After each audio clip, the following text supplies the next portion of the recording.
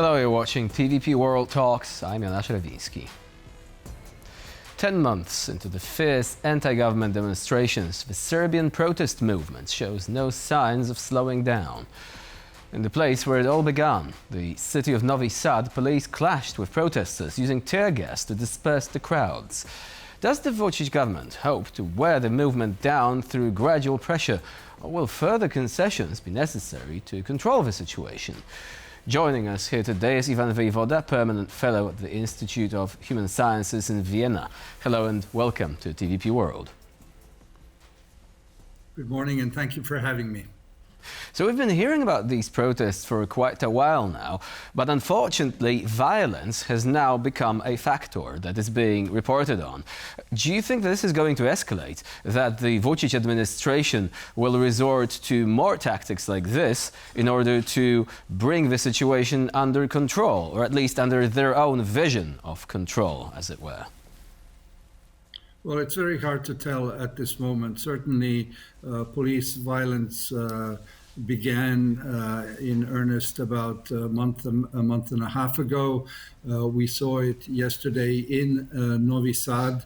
But let me go back to your initial statement that the fact that the protests have not abated, have not quieted down for 10 months. The main reason is that the key demands of the student and civic movement have not been met since the terrible tragedy in Novi Sad on November 1st last year. And those demands were that all documents related to the reconstruction of the station that led to the disaster through corruption have not been published. And the second demand that transpired several months later is a political demand to have early elections. And that is the reason why people are protesting. This particular protest in Novi Sad, and I may add in 10 and more other cities in Serbia that were, by the way, all quiet and peaceful except this one in Novi Sad, were there because of the violence of the police last week, which occupied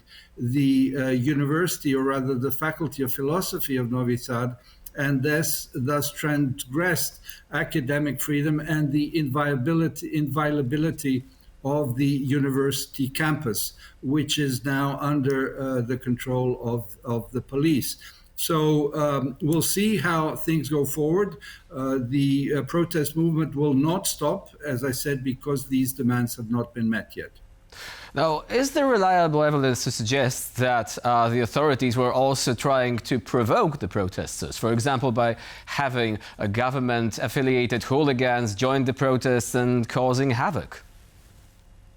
Yes, there are certainly alleged instigations that this is the case. This demonstration in Novi Sad, by some estimations, had about between 70 and 100,000 people yesterday. They were completely peaceful until in front of, and we see the pictures here, in front of the Faculty of Philosophy, skirmishes began, and there is suspicion that provocateurs did attack the police first, and then the police responded in kind by pushing away the demonstrators. So do you think that if the administration of Aleksandar Vučić is prepared to use thugs to essentially incite violence and blame it on the protesters, would Vučić also be prepared to go essentially full Lukashenko, so crack down on the protesters, the freedom of press, or is he too constrained by his candidacy to the EU, which is still a thing? I mean, he didn't say he no longer wants to pursue it like the government in Georgia did. However, he seems to be doing everything to derail his own EU membership bid at this point. Well, indeed, that is the right question. Let me put it out there straight away. Serbia is neither Belarus nor Georgia. As you said, the government and the president keep repeating that this country wants to pursue its full road towards membership. He repeated that in a letter to Ursula von der Leyen the other day as well. And so he must not, and he will not transgress certain boundaries. So I do not think that we will see arrests and jailing of journalists or opposition leaders. The students and protesters who are detained are usually detained for a night and then let go the next morning, or a few weeks in a row. So the president is very careful not to overstep that. He's treading an extremely fine line.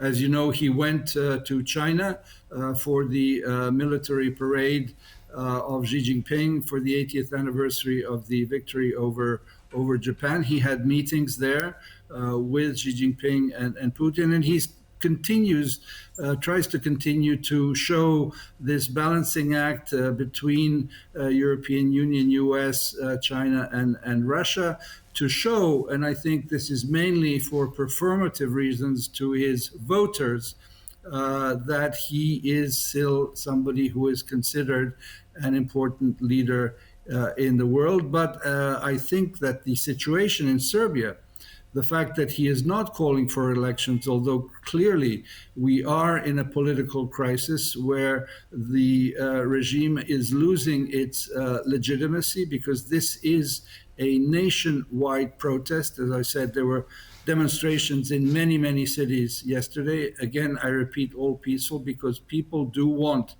a peaceful alternation in power. So now that you've mentioned it, and you've mentioned that Alexander Vucic has actually joined this event in Beijing, do you think this is going to be his leverage if the European Union presses him too much on the question of accountability, of civil liberties? He's going to say, well, I also have partners in the Global South, more and more every day, so I might as well join in with them as opposed to the EU. Do you think the EU is going to feel more constrained in its efforts to rein in Mr. Vucic because of that?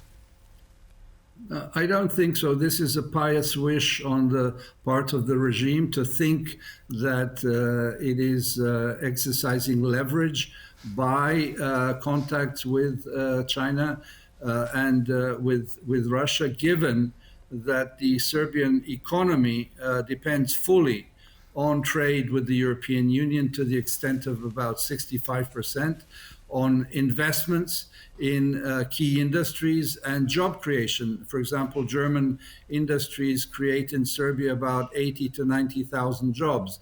So it would be, I would say, politically suicidal to decide to move away from, even rhetorically, from a declared intention to join the European Union.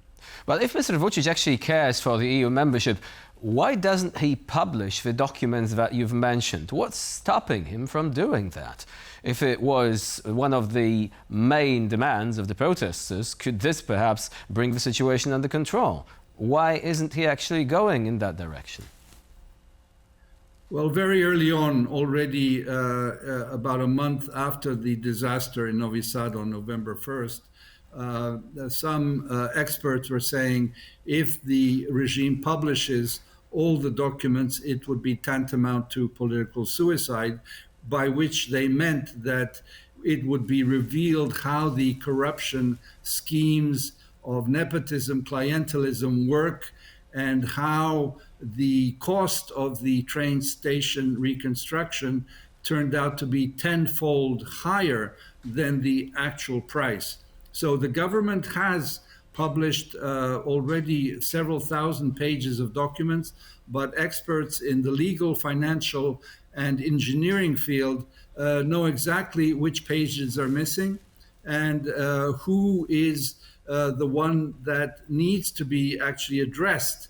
The contractors, the subcontractors, and most importantly, the contractors here. The prosecution has brought forward an indictment, but it is not officially yet recognized. And I think it would be in the government's interest, if they're thinking in those terms, that some people be clearly named. Some are already named, the two ministers, several people working in governmental offices related to this. But as I said, it is not yet official.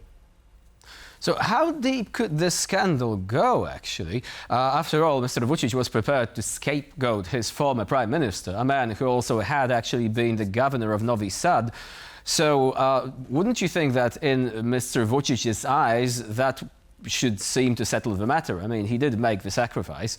Do you think that this is because these documents could actually show these connections going all the way to the very core of the current administration, even above the office of Prime Minister?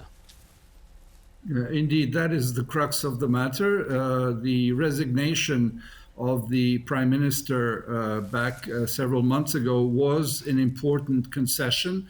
The mayor of Novi Sad also resigned at that point, and it was clear that the regime was on the back foot, that the students that inspired these protests and led them multiplied into now a countrywide people's protest. It's what I call a we the people moment, who do want a return to dignity, the rule of law, and that the constitutional prerogatives of the various institutions be reinstored. And principally by that is meant the independence of the judiciary that can pursue in full accordance with the law those who are culpable of what happened. And let me add that after 12, 13 years now of this government and of this coalition, the tragedy in Novi Sad was basically a trigger, because people have been seeing throughout these 12 years various corrupt practices at various levels, and the capture of the state that has become intolerable for citizens, and that is why they are on the streets. Now, speaking of the way citizens actually react to what Mr. Vučić is doing, do you think that Vučić would be prepared, for example, to use tactics similar to Viktor Orban in Hungary by cracking down on minorities? There are going to be major LGBT demonstrations soon. Do you think that the government is going to actually try to present itself as being the protector of conservative values, as, for example, the Hungarian leadership has been doing recently? No, I don't see him going in that direction, because Serbia is a multi-ethnic country. We have a large Hungarian minority, we have a large Bosniak minority, of course, Roma as well, and Albanians in the south. So that has not been, and I don't think it will be a way and a course of action. Indeed, this afternoon in Belgrade, there is the Pride Parade. In fact, this whole week was Pride Week in Serbia and in Belgrade, with a number of cultural, artistic and other manifestations that have all gone peacefully. So I don't expect anything to happen during this afternoon's parade, which will go through the streets of Belgrade. Very quick question, because we're running out of time. There were reports that there were incidents in Novi Sad during the Pride Parade. That I'm not aware of. I didn't follow the news in Novi Sad on the Pride Parade, but I've been following the Pride Week in Belgrade. Apparently a flare was thrown into the crowd there, and some people say they still don't feel actually like the government is on their side. But still, we're actually going to explore this issue further, perhaps some other time. Ivan Vejvoda was our guest today here on TVP World. Thank you very much for joining us. Thank you for having me. And I'm Jan Szerewiński. Thank you for watching. Please stay with us here on TVP World.